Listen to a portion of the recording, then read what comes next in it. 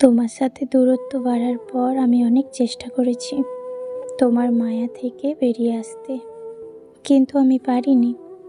প্রতিবার আমি ব্যর্থ হয়েছি তোমার মায়ার কাছে।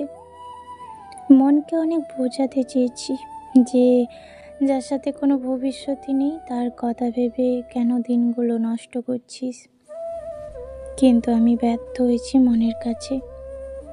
আমি কিছুতেই তাকে বোঝাতে পারি না তুমি আমার হবে না, তুমি আর আমার নও, তুমি এখন অন্য কারোর।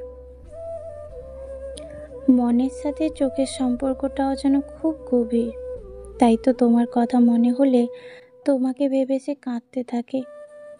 কিছুতেই তাকে থামানো যায় না।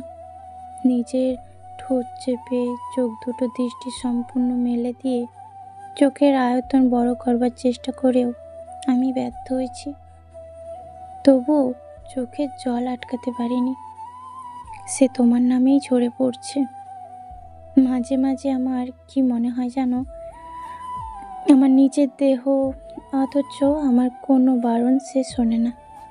না শোনে আমার মন, না শোনে দু নয়ন। নিজেকে খুব শূন্য শূন্য মনে হয়। খাঁচা থেকে পাখি উড়ে গেলে শূন্য খাঁচাটা যেমন থাকে, ঠিক তেমনি বেঁচে আছি আমি আজ শূন্য দেহ নিয়ে। যতবার আমি দূরত্ব বাড়িয়েছি ততবার আমি আরো বেশি কষ্ট পেয়েছি। ভেবেছিলাম চোখের আড়াল হলে হয়তো বা মনের আড়াল করা যায়, কিন্তু না, আমি পারিনি। আরো অনেক বেশি যন্ত্রণা অনুভব করেছি বুকের মাঝে। মন শুধু বলে উঠেছে দূরত্ব না বাড়ালে অন্তত তার মায়া মুখটা একবার হলেও দেখা যেত, মন প্রশান্তি পেত। তোমার মায়ায় এতটাই ডুবে গেছি যে তুমি অন্য কারোর হয়ে যাবে জেনেও তোমাকে আমি ভুলতে পারছি না।